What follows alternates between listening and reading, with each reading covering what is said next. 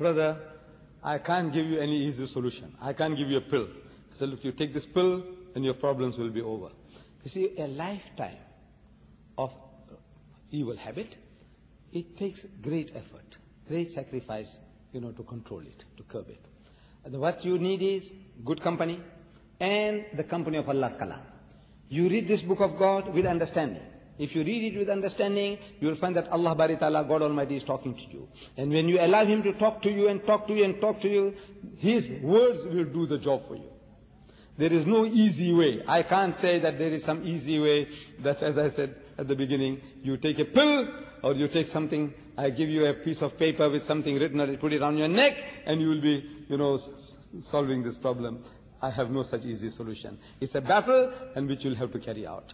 To the best of your sincerity, energy, you carry it out, and I believe that God Almighty will help you in your effort to go straight. I hope so, inshallah.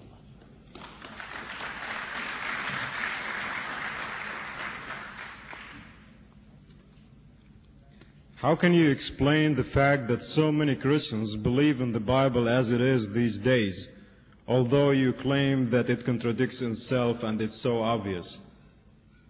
I didn't get the joke, but is it? Okay, how can you explain the fact that so many Christians believe in the Bible as it is these days, although you claim that it contradicts itself and it's so obvious?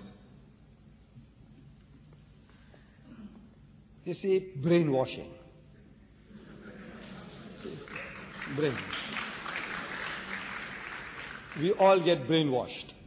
See, last time when I came in 77, I was speaking to students and professors in the University of Berkeley, San Francisco. And I said, you are all brainwashed. So one professor stood up and corrected me. He says, no, programmed. I said, I beg your pardon, programmed. We are all getting programmed.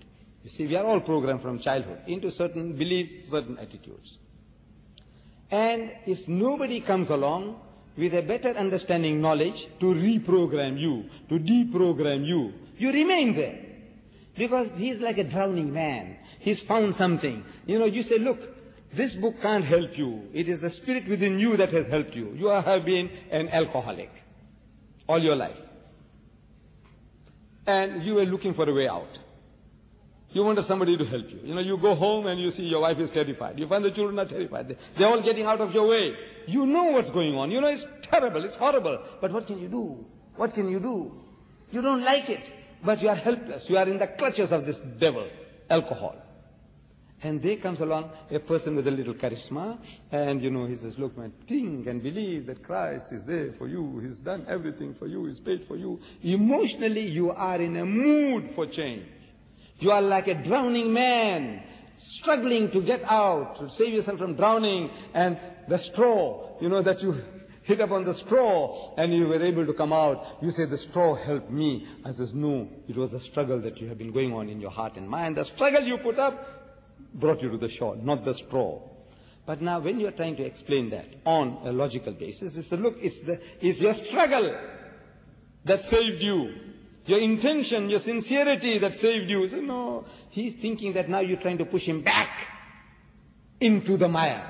No, we are only explaining. But now people have gone through this experience and they're terrified. If they let go of this, Christ died for my sins. He saved me.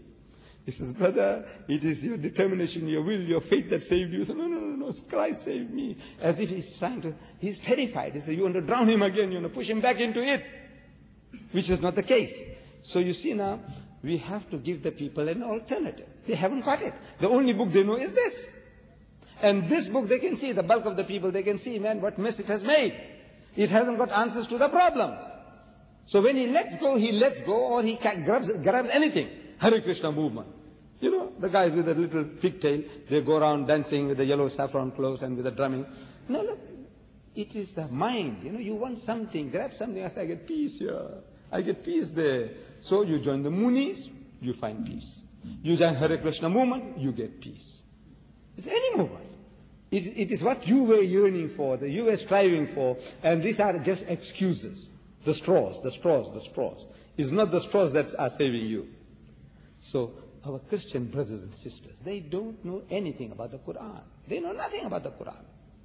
If their own book lets them down, what about any Eastern book? The Quran, an Eastern book, what can it do for you? They don't know this book. And the trouble is with us. We haven't done anything to educate them. We ourselves, we don't know anything about the Quran. The bulk of us. How do you speak to a Christian? My Arab brothers. You see, look, no knowledge. You are good Muslims. At heart, maybe you are good Muslims. You know the Quran. But how are you going to explain to them what the Quran says? In your heart and mind, you understand when you say, Bismillahir Rahmanir Rahim, in the name of Allah, most gracious, most merciful. وَإِذْ قَالَتِ الْمَلَائِكَةُ يَا مَرْيَمُ وَإِذْ قَالَتِ الْمَلَائِكَةُ يَا مَرْيَمُ إِنَّ اللَّهَ اسْتَفَاكِ وَطَهَّرَكِ وَاسْتَفَاكِ عَلَى نِسَاءِ الْعَالَمِينَ. Beautiful. Translate it. Translate it for your hearer. How are you going to translate it? So, well, you see, the angel came and he took, look, what else can you do?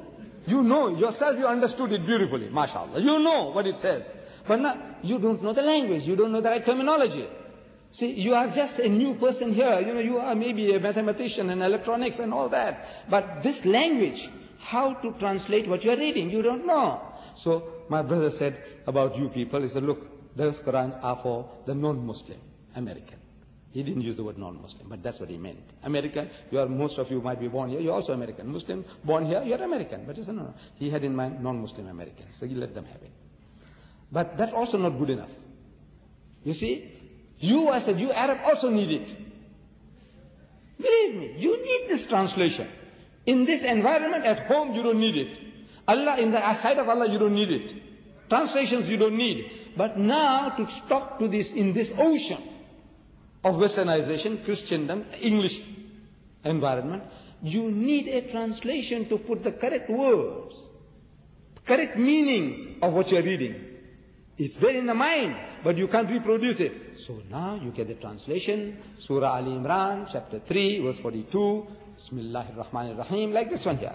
Bismillahir Rahmanir Rahim. So, وَإِذْ قَالَتِ الْمَلَائِكَةُ يَا مَرْيَمُ. So behold, the angel said, O Mary, إِنَّ اللَّهَ اسْتَفَاكِ وَطَهَّرَكِ وَاسْتَفَاكِ عَلَى نِسَاءِ الْعَالَمِينَ. That God Almighty has chosen thee and purified thee, chosen thee above the women of all nations.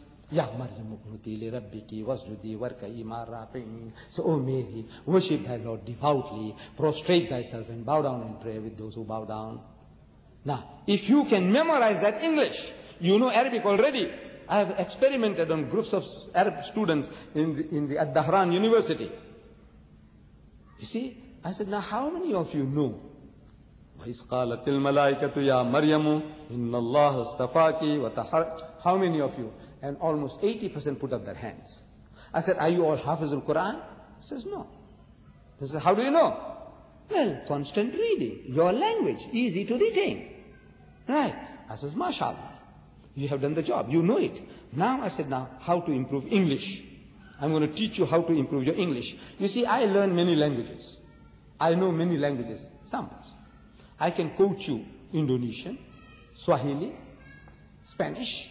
What language are you? Nigerian, Zulu, Tswana, Afrikaans, Zulu, Arabic, Hebrew. What language you want to hear? So tell me quickly. Of this I have name. What language you want to hear? Huh? German. I didn't say German. Come on. Any. The languages I said, Swahili, Indonesian or Malaysian, Spanish. Huh? Swahili. Se tazameni mikono yangu na miguu yangu. Ya guwa ni mimi mwenyewe. Mshige ni muone. Wagua roho haina mwili na mifupa. No, I learn languages, different languages. It serves my purpose, you see. This Swahili, you see, Hebrew, I wanted to go to Israel to talk to my cousins, delivering the message from the last will and testament of Hazrat Musa alayhi salam.